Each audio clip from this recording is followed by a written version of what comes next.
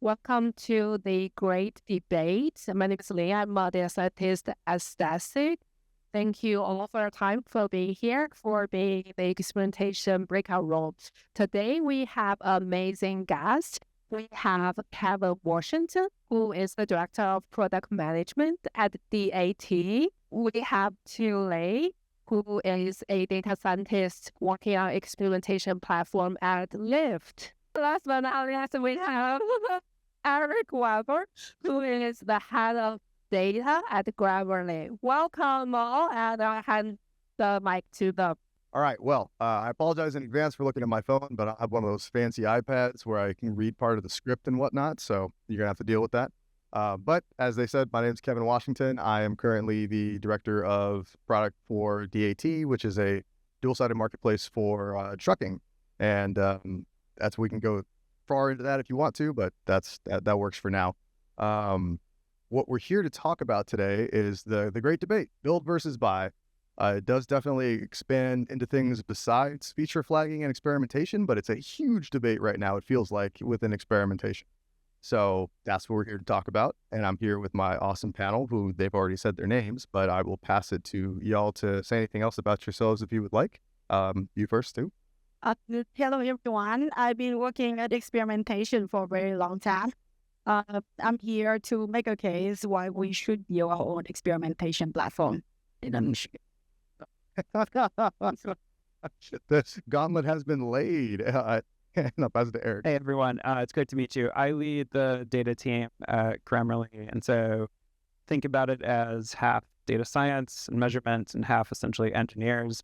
And so we, Grammarly, and also previous companies have gone through we built it, and then we went through the pain that comes with building it. And in most cases, we've landed on buying. But I think today the goal is to talk about how do you make this trade-off at different stages of companies. I don't think an answer today, like the answers I'm going to give today, and I think this whole discussion is conditional on a lot of things about the company, the stage, the size, the maturity, these different things. And so I will argue one direction, but also now I'm pretty sure you can hop back and forth on this discussion depending on those factors. I think that makes a lot of sense. I should also preface that I did experimentation for Best Buy, where we did a little bit of both, built in-house and ended up using something not in-house for the actual data science part, because data science PhDs are expensive. So let's kick it off. I think the sage advice that we often hear around the industry is don't build what you can buy unless you plan to sell it. That seems to have lost some traction within experimentation in recent years, especially, and would really like to hear from both of you, but we'll go with two first, on why build something if you could just buy it instead. Well, like you guys heard about story about Sriracha? Like what come into Sriracha? So basically, everyone go to like restaurant and know what Sriracha is. It's kind of like a cheese paste. The problem is that like the kind of pepper that is built by Sriracha, that is actually used in Sriracha, the recipe actually coming from a farm. And that farm, there's only one farm in Southern California that can actually produce that kind of pepper. And like a while ago, the owner themselves of Sriracha tried to switch the recipe and use other farm, and the result is turned out to be disastrous. So what I'm saying here is that like every single great product, it doesn't come only in the upfront. It doesn't come on like how you cook the Sriracha, the recipe, but like the ingredient itself, the specialization, the custom solution, not only counting the cost, the scaling, the building the culture, experimentation, that's like the other topic itself. But everything, like I would beg to differ that like the specific kind of pepper doesn't contribute to the great customer experience at the end, even though it's like so far down in the funnel. So really letting that customization and that specialization and control really be that differentiator for how you build things in general is what kind of creates that value. Correct. Okay. And Eric, a rebuttal there? I have no analogy that is as good as that one, but I'm going to try. I'm going to start with, so my philosophy here is that unless something is going to be a competitive advantage for you, you should buy it. I think that it's one that it sounds easy. It's easy to say. I think it's harder to execute on because, of course, a company wants experimentation to be an advantage for them. My general sense, and having seen a lot of things across the industry, is everyone thinks that they are special and everyone thinks that they are different. The vast majority of companies are mostly the same in terms of problems they experience, the frustrations they have, the measurement schemes that they need. Even some of the most advanced companies, the types of experiments that they need to run, there are multiple companies who do that type of thing. And so this idea of and so I'm going to pose the question to you of, is this a competitive advantage for you to build it internally? There are fewer and fewer things that are so differentiated from what you can, from an external solution, that it's becoming more niche to build internally. There are use cases for it, but I would bet that on the whole, 95% of use cases can be done via what a vendor solution has produced. This was not true 4 years ago. It was not true probably even 2 years ago. I think StatSig is a contributor to this. We saw a lot of competition spur up. And so I think I will leave that with you. Think about, is it a competitive advantage? And I think that helps you delineate what the right direction might be. And I guess the assumption would be that for Lyft, it is a competitive advantage. And how do you kind of think about that? I would say I don't a big industry experience. I've been through about 3-4 companies by now. I say that at every single company itself, they're the product specialization and experimentation is very different from each other. Basically, at Lyft, the current company I'm working on, we have this kind of switchback experiment. And when you think about switchback, it's so simple. It's you just turn off the odd hour, you turn on treatment, even hour, you turn on the control. But actually to put into the effort, it wish to actually build a very thoughtful solution about switchback experiment itself is actually pretty complicated and it's actually pretty much company dependent. Even within the team, company, the solution itself is actually very different. Some team run a lockout experiment, require different specific pipeline compared to lock-in experiment. Some team, for example, Airbnb, they invented interleavening to actually figure out how to make search on listing is actually testing that to be faster. At Google, you actually think about what is the long-term impact of placing ads. They get cookie day solution, which is a very much in-house solution. Is actually very customized. The solution itself now can be a boilerplate right now. Everyone know how to tackle those problems. But think about the unknown. There are many other problems that we don't know currently, and it actually requires a pretty specific solution, and that cannot be done by a desk scientist who actually been there, done that, seen the problem day in and day out. I think that makes a lot of sense, especially thinking about it from the way that my infrastructure is set up. Let's say I know at Best Buy, we did a lot of machine learning for personalization and for some of the AI models, and that happened at the Selden layer. So before it gets anywhere else. So it was a question of, could we build something that splits at that layer so you don't have to do any front end work, things like that. But it's an interesting point that you make in there around a lot of that was around the feature flagging and how the data flows perspective. Do you also feel the same way about the actual math, the data science that goes into some of the frequentist or Bayesian or however you think about it? Let me take it a slightly different direction. I don't think about the math piece. I don't think about the method. I have to think from the what is the incurred cost to the company to make the choice in one way or another. So let's say that you decide to build this thing because it's highly specialized. It helps you a lot. It does this thing that you can't get out of the box. The minute you build that feature, you are incurring a cost go forward. The cost of that feature, when you build it internally, is incredibly high variance. Because one, it may be the person, some of you probably recognize this, person who built the thing is the only person who knows how to do the thing. And then everyone is terrified that person is going to leave. And that's it. I mean, everyone lives this. Everyone who works on experimentation is that engineer, if he leaves, we or she leaves, we are going to be in a lot of trouble. And so you create this risk, and it could be very high cost if that thing does not continue to work. If you are going to buy it, I think you are going to pay a cost where it may not solve exactly the problem you need. It may take slightly longer for that method to integrate that method. The cost is much more predictable because you're no longer the person who had, you are paying whatever the contract value is. And the assumption is that that feature is going to be managed and built by an external party. And so I'm using the total cost of ownership perspective and company risk perspective. I think you can also look at this from a data scientist perspective, who are probably going to feel slightly different. I need my method to work now because my stakeholders are like, why can we not measure this? This needs to happen.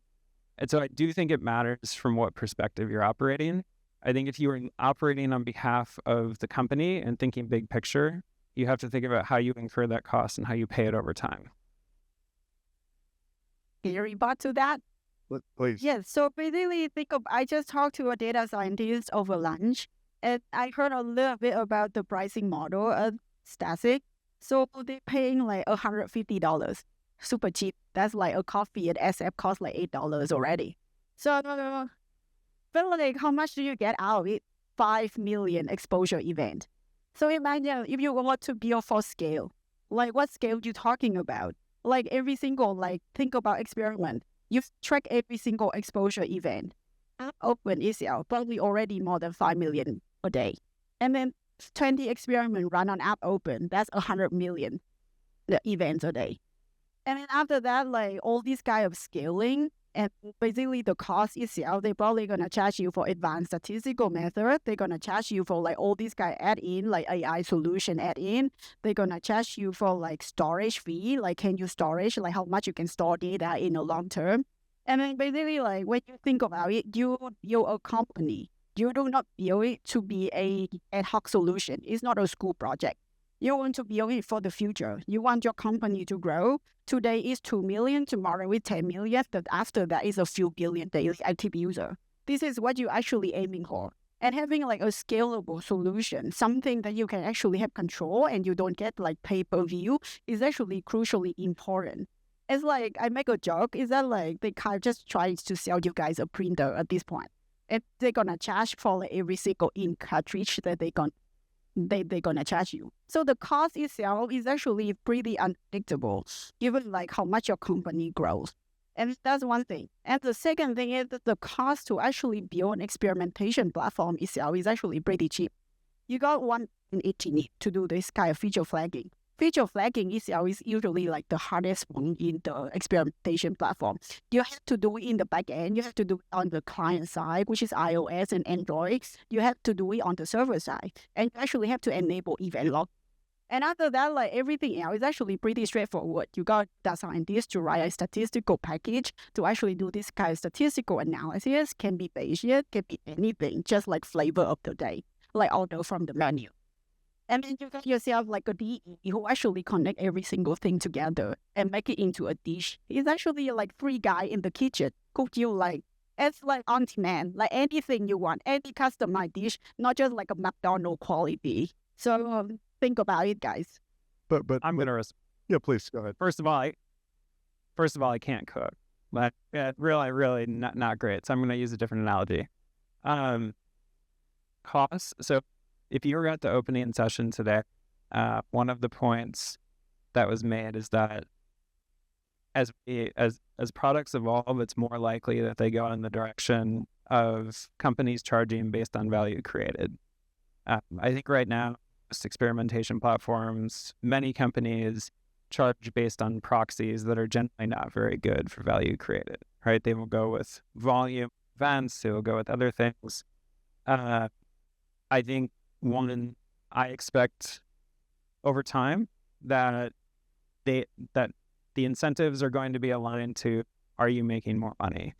When we are thinking about signing contracts now, this is not just true for large companies. Most vendors are much more interested in getting a chunk of the pie that you win than they are just saying, hey, this is the fixed price for using this platform. And I think I could argue both sides. I think you're making a great point on the cost of experimentation. what it's like to build it internally.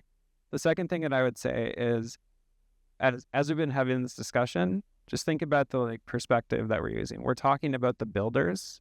We're not talking about the users, right? The huge amount of value out for experimentation is that people want to use it and it feels nice to use. And I think UX and front-end design is becoming a huge differentiator for, are people going to use this thing? Is it going to provide value? And that, again, I think it becomes more and more complex. The ask becomes more and more complex for what an experimentation platform can and should be, to where like maybe, and this trade-off is hard to balance, but I think there are different ways to measure it. I mean, we've been running through a ton of awesome stuff here. To kind of continue on where you're going with that, though, let's talk about the users. Let's talk about who is actually using experimentation platforms and what it takes to create a culture of experimentation within that, right? Because I think that that's really at the heart of the conversation. So I have a build-framed question for this and a buy-framed question for this. So I'll start with the build. When building your own experimentation platform, how can you act to reinforce the culture of experimentation because of what you're building yourself? Actually, this comes pretty naturally. Once you got your team, an experimentation platform team, you actually have everyone day in, day out answering every single question about like, oh, how should we set up the experiment? So now think about it, go one step back.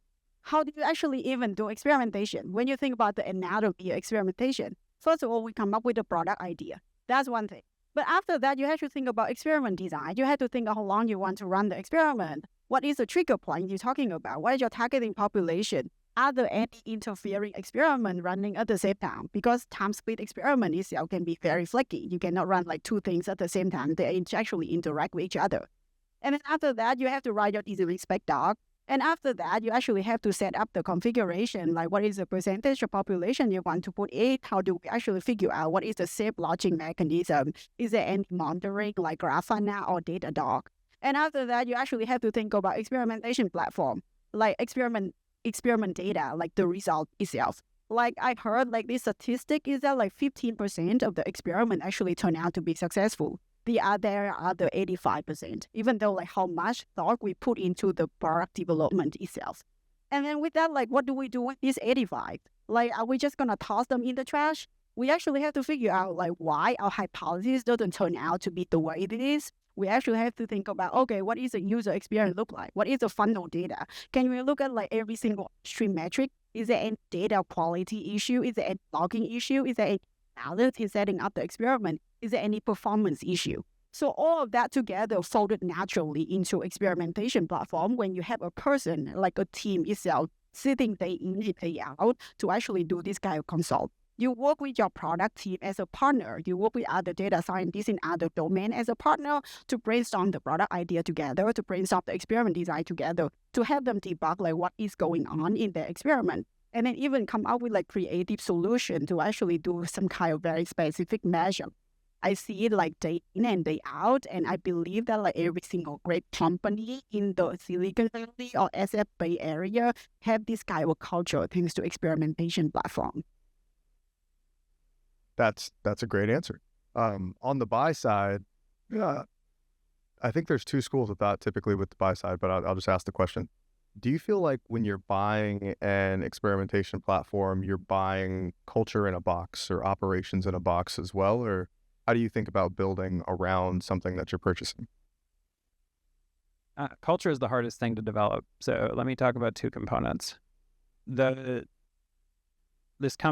discussion often feels about the company that you're at. The reality is if you created a graph of how people move across companies, it's becoming more and more likely over time that people have used an external product as they move across companies. So I can tell you, like Grammarly is in very heavy merger and acquisition mode. And as we evaluate companies, I would say like 70% of them are using an external platform. And these are not all of the big name companies. These are somewhat smaller companies. But if you imagine that your workforce, PMs, data scientists, engineers, basically are going to be like people move into, it's one of the things that is great, and also it's horrifying when you actually have to manage large groups of people. But you're going to have new people who come in with some previous experience. More and more likely, it's going to be on an external platform. And so if you think about their ability to ramp up, their ability to work with that product, it's not a bad bet that they're going to be able to jump in and become familiar with something right away. One of the huge costs that's incurred for engineers in particular is when they join a company that doesn't have something that they've seen before on experimentation. It is extremely hard to set up experiments and design them correctly. It's actually more likely they will set up experiments incorrectly. And so I do think as you look longer term, the question of like assuming movement of people, assuming that people are getting familiar with an external product, you get a lot of value from using a product that is relatively popular because the cost that you incur, people like honestly, StatSig internally, if you work with anyone who was at Facebook or Meta, they're like, I want that. And so do think about the bigger picture, not just internally about who's at the company at that. Sweet. I think to maybe dig into some things a little bit deeper would be awesome. So when we were talking about cost, and this is for you too, but when you think about the cost of ownership for building the thing, like what are some of the maybe hidden things that you don't realize are heart-built cost? I think the cost of the build cost itself is actually pretty interesting because our solution is pretty customized. It's not like a drive-through McDonald's and then, okay, I'm sorry, this is the last time I'm gonna mention McDonald's, okay? This is the last time. But like I'm cooking like over 3-star Michelin here, guys. So, okay.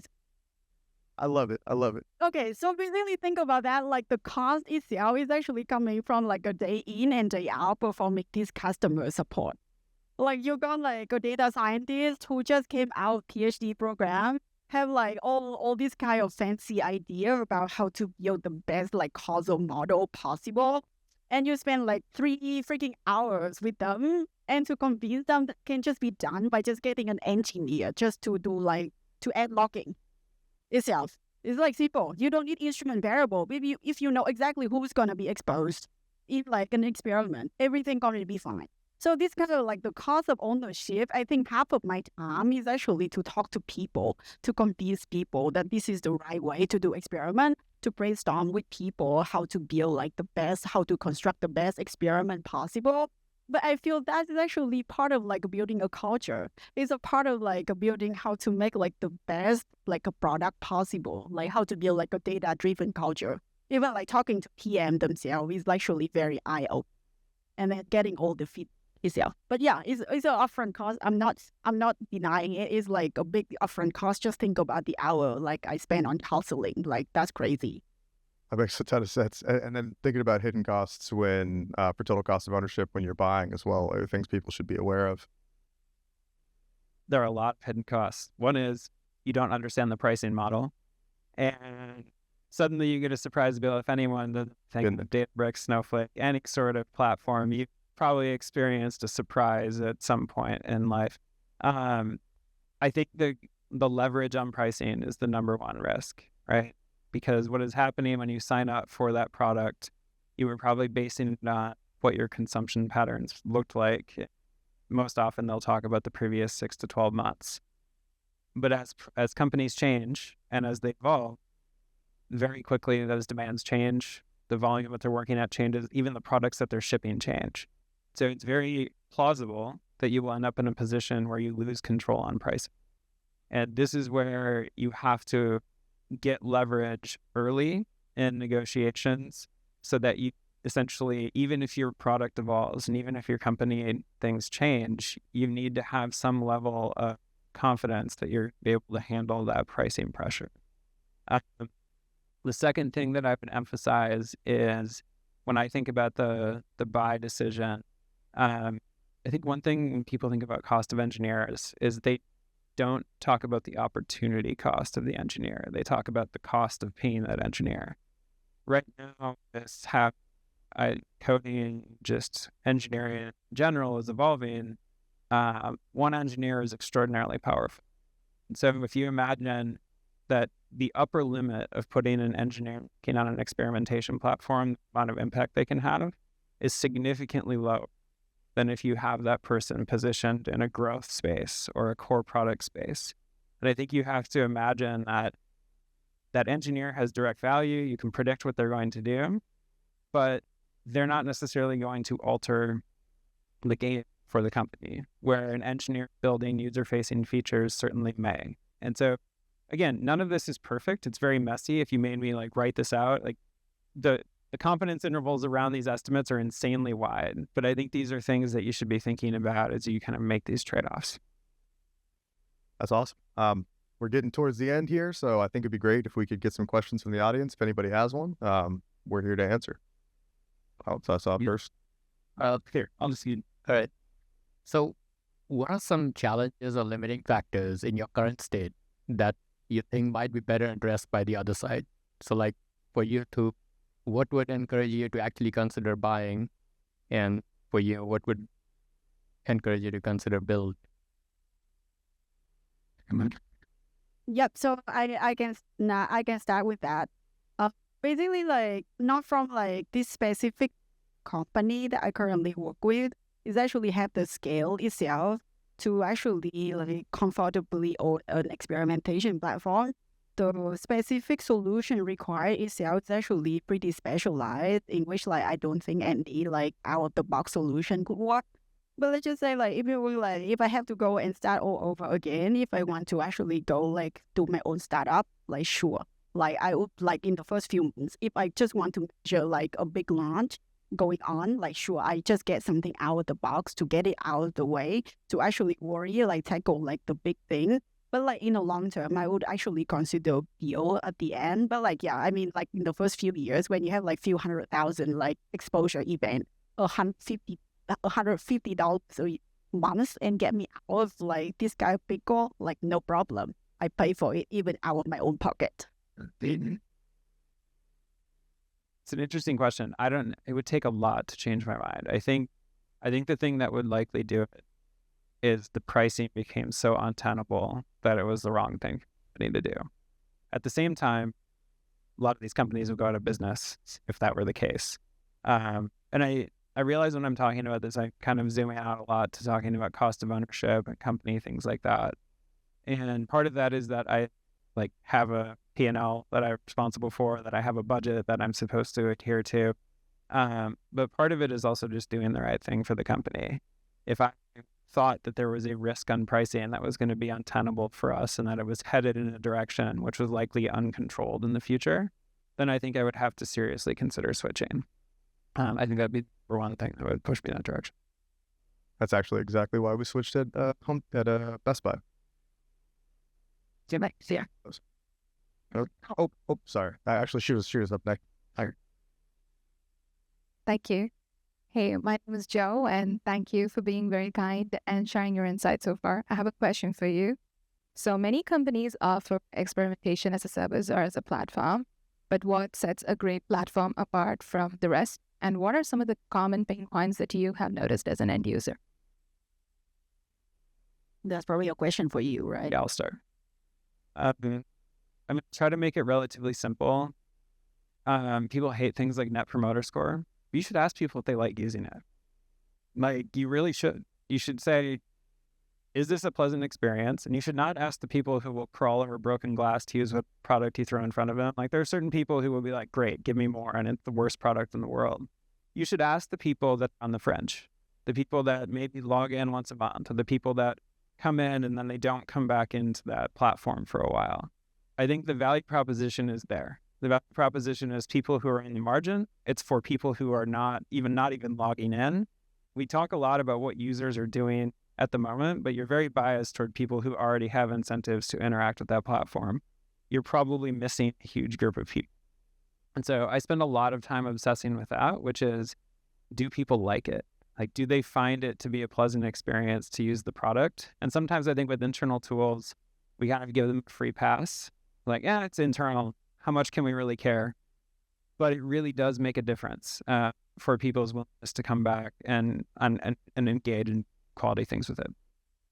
And we are just at time. So for Michio, if we could take away one thing from you, what would it be? And you got 30 seconds. like I think build is cheap. That's what I take.